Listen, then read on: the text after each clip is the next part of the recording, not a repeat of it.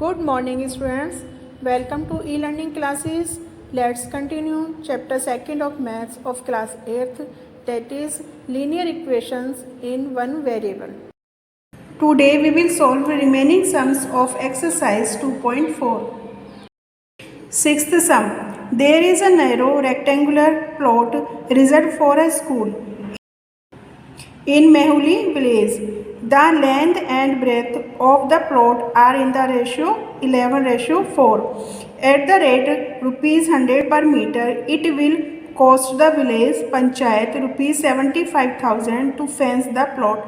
What are the dimensions of the plot?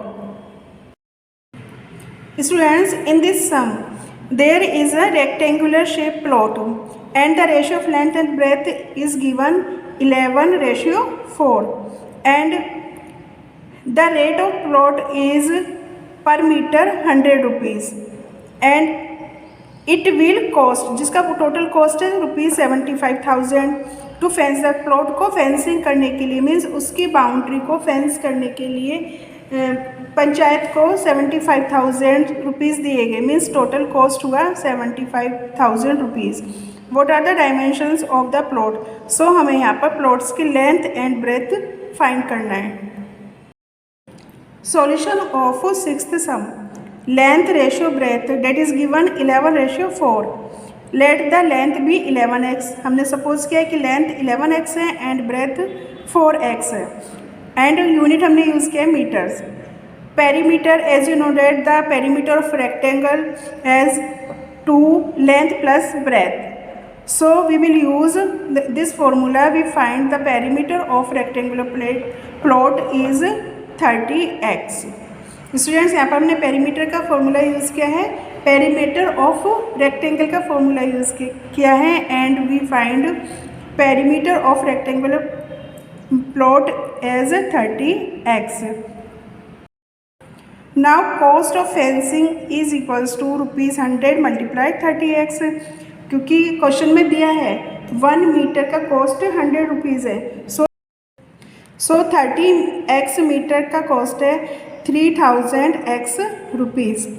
The cost of fencing total cost दिया है 75,000. So 3000x is equals to 75,000. So we get the value of x as 25. हमने यहाँ पर x की value find की है as 25 and length हमने assume किया था 11x. So length is 275 metre and breadth is assume किया था 4x. So breadth is 100 metres. So student, this is the answer of sixth sum. Length is 275 metres and breadth is 100 metres. Seventh sum you have to do by yourself. This is your homework. Now I will solve eighth sum. Half of a herd of deer are grazing in the field and 3/4 of the remaining are playing nearby. The rest 9 are drinking water from the pond. Find the number of deer in the herd. Herd means group of deer. बहुत सारे deer हैं, तो उसमें से half जो deer है उसके half grazing in the field में ग्रेजिंग मतलब घास खा रहे हैं एंड 3/4 ऑफ द रिमेनिंग, और जो बच गए उसमें से उसके 3/4 प्लेइंग नियर बाई पास में ही खेल रहे हैं. द रेस्ट 9 आर ड्रिंकिंग, और जो बाकी 9 बचे वो पानी पी रहे हैं. Find the number of dear in the heard. तो हमें total number of dear find करना है. सो सॉल्यूशन ऑफ एट्थ सम. हम सपोज करेंगे कि टोटल नंबर ऑफ डियर भी x. हमने ही सपोज किया है कि टोटल नंबर डियर है वो x है. अब कितने ग्रेजिंग कर रहे हैं? Half means x/2. अब रिमेनिंग करने के लिए हमें टोटल में से हाफ माइनस करेंगे. So we get also x/2. So dear playing nearby, और कितने प्ले कर रहे हैं? सो 3/4 because that is given in question. 3/4 of the remaining. 3/4 का means 3/4 multiply remaining number of deer and remaining number हमने यहाँ पर फाइंड किया है. So 3/4 multiply x/2 and number of deer drinking water, जो डियर पानी पी रहे हैं वो है 9. So total number of deer is equal to x/2 plus 3x/8 plus 9. Clear. x/2 are grazing and 3x/8 are playing and 9 are drinking water. So अब total number हमने क्या सपोज किया था, x. So we will put x/2 plus 3x/8 plus 9 is equal to x. So x/2 plus 3x/8 minus x. हम x को right hand side से left hand shift करेंगे and plus 9 को left hand side से right hand side shift करेंगे. So sign change हो जाएगा. As you know that 4x plus 3x minus 8x because LCM is 8 is equals to minus 9. Now we will solve and we get x as 72. जब हम इस सबको solve करेंगे तो we get the value of x as 72. So total number of deer is 72. Clear students? Next, 9th sum.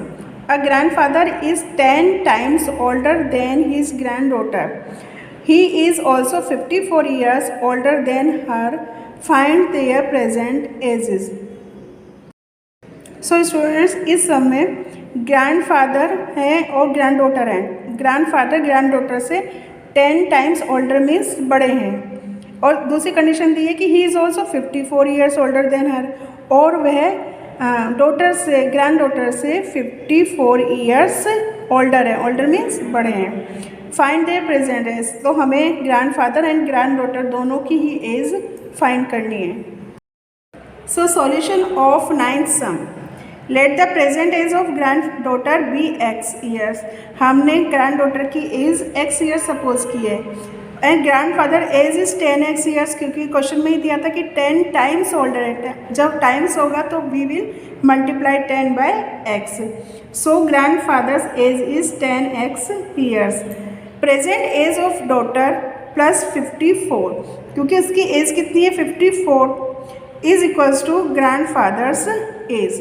अब यहाँ पर जो डॉटर की एज है, जो प्रेजेंट एज है, उसमें अगर हम 54 प्लस करेंगे सो ग्रैंडफादर्स की प्रेजेंट एज फाइंड हो जाएगी.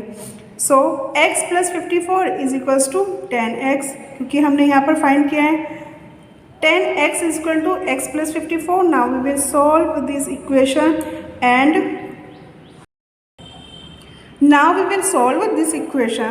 and we get the value of x as 6. Clear students? Granddaughter's age is equal to x. हमने ये सपोज किया था, तो x as 6 years. So granddaughter की एज है 6 years एंड ग्रैंडफादर्स की एज 10 टाइम्स है. So we will multiply 10 by 6. So we get 60 years. So grandfather की एज इज 60 ईयर्स.